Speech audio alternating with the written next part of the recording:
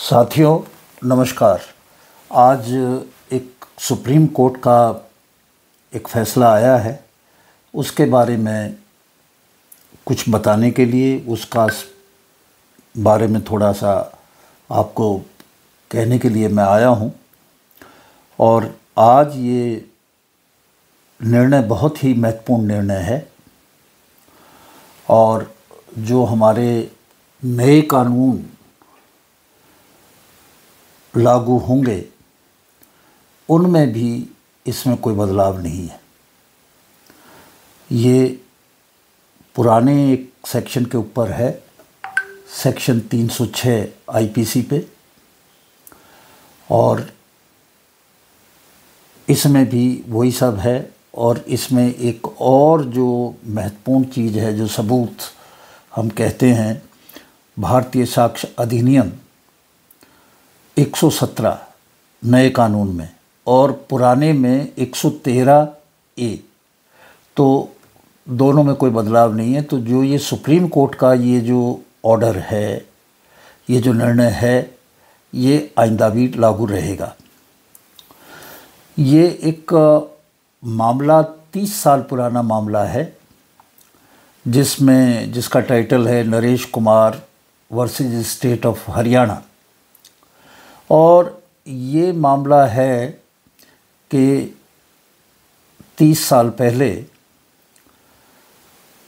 एक व्यक्ति की शादी हुई और शादी के 1 साल के अंदर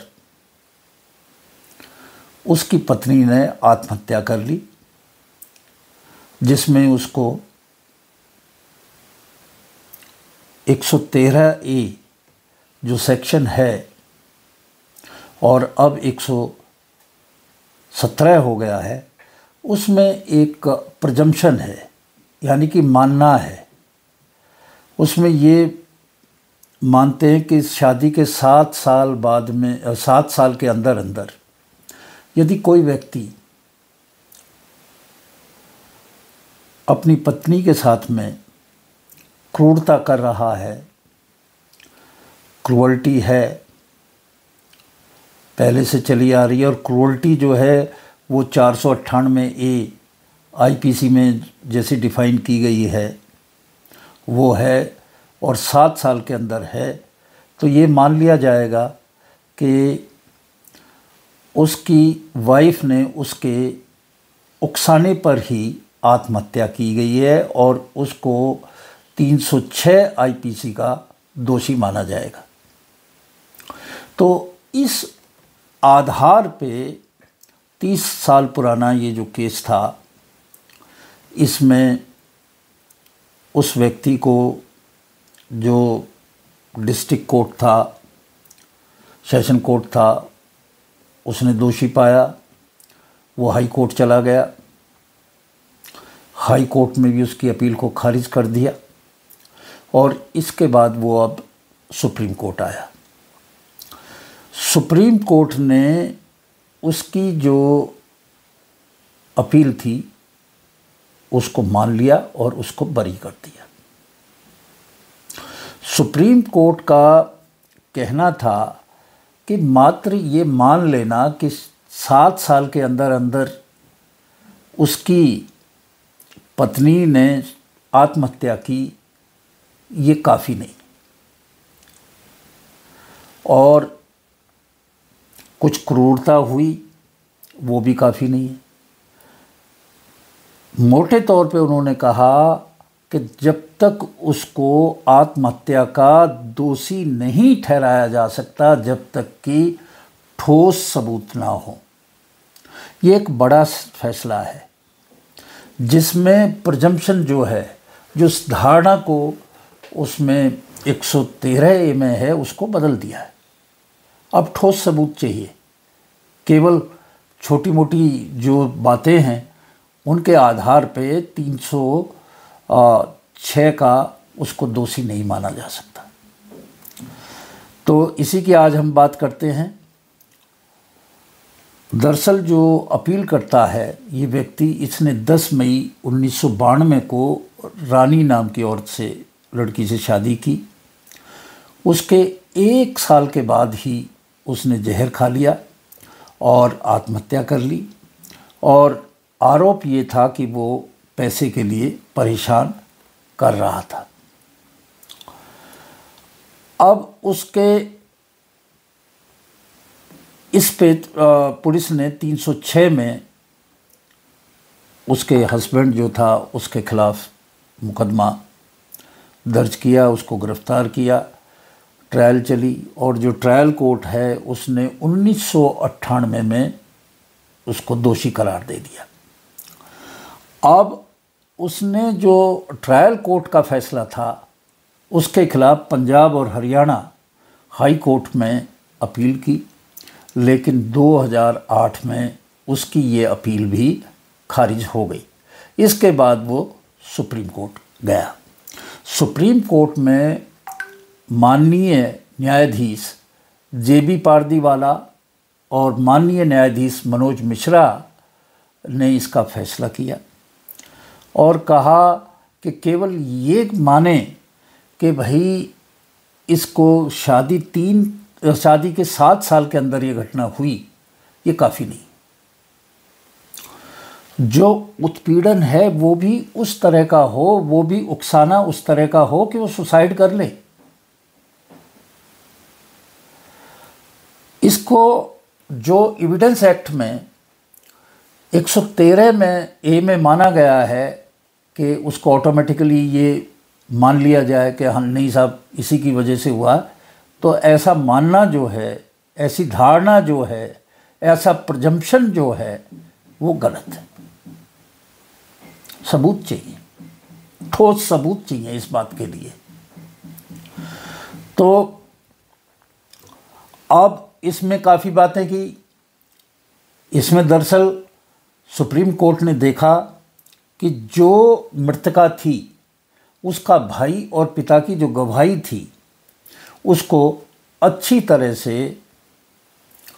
सुप्रीम कोर्ट ने देखा और कहा कि भाई जीवन लीला समाप्त करने के लिए जो इनकी स्टेटमेंट हैं उनको देखते हैं तो वो क्रूरता या उत्पीड़न उस तरह का नहीं था, उकसाया नहीं था उसने आत्महत्या के लिए, तो उसको 306 से बरी कर दिया।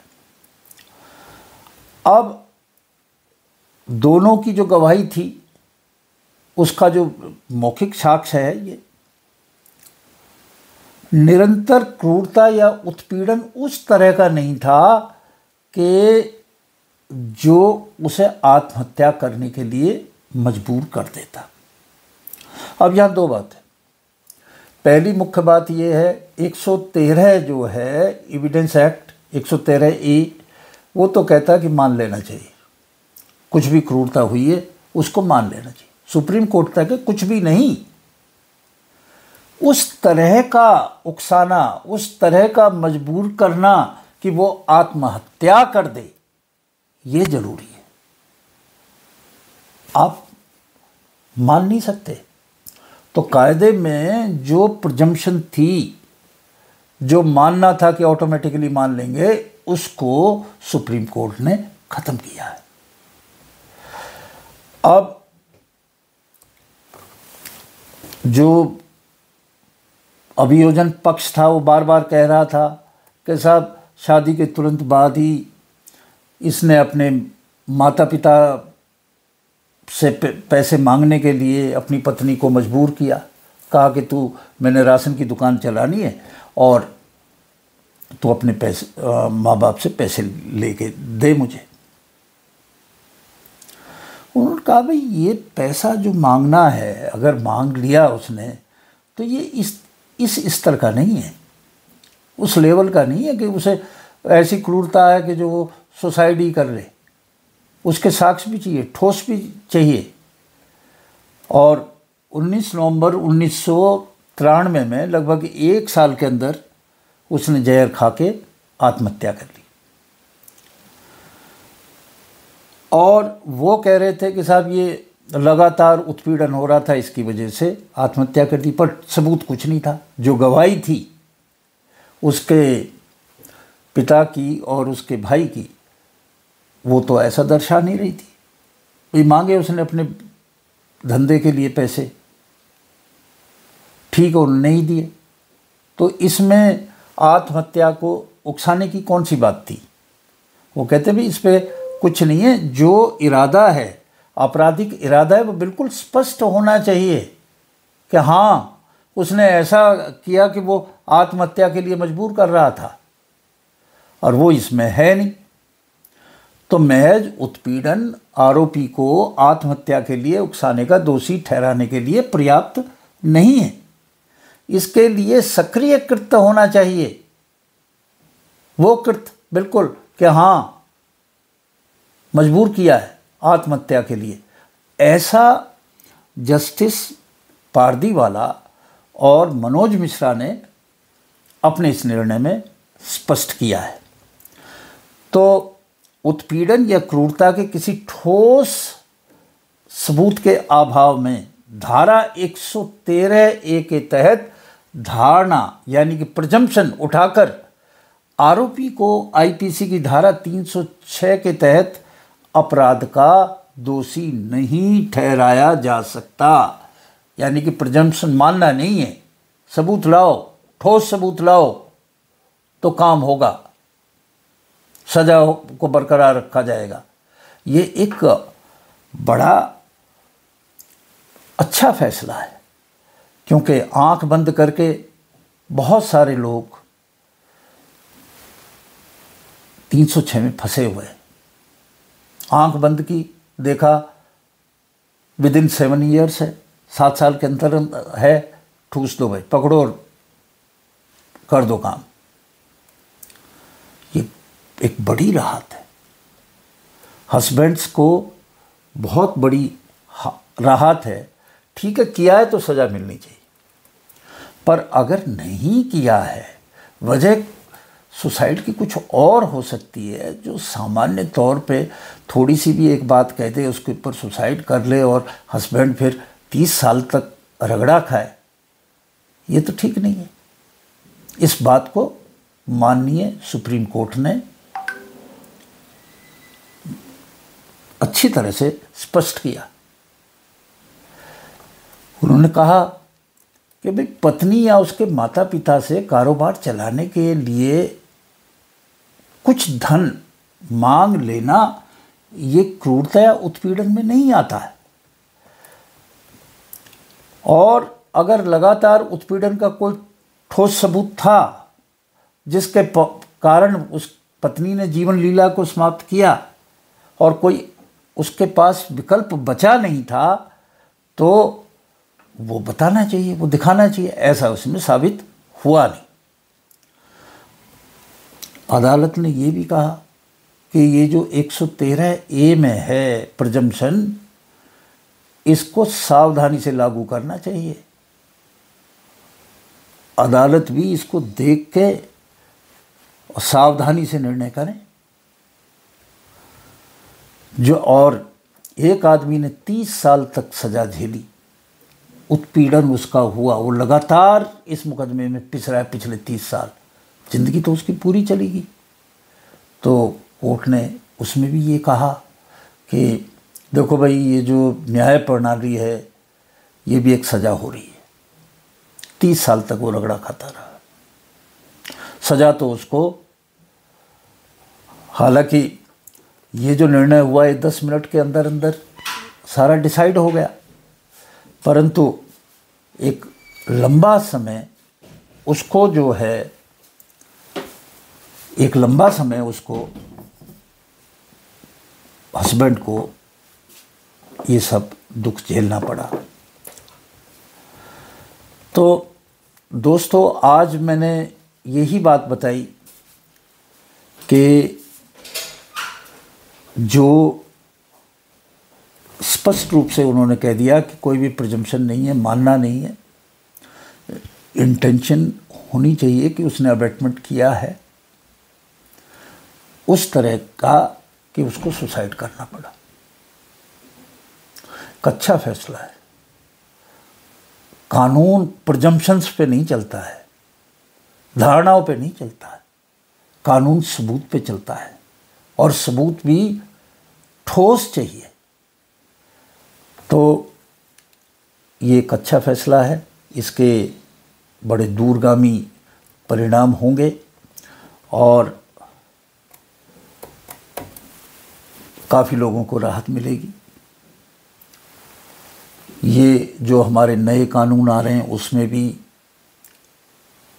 क्योंकि इस सेक्शन को, इस धारा को ऐसे के ऐसे ही रखा है, तो उसके ऊपर भी ये एज इट इज़ लागू होगा। आज इन्हीं शब्दों के साथ मैं अपनी इस वीडियो को समाप्त करता हूँ। नमस्कार।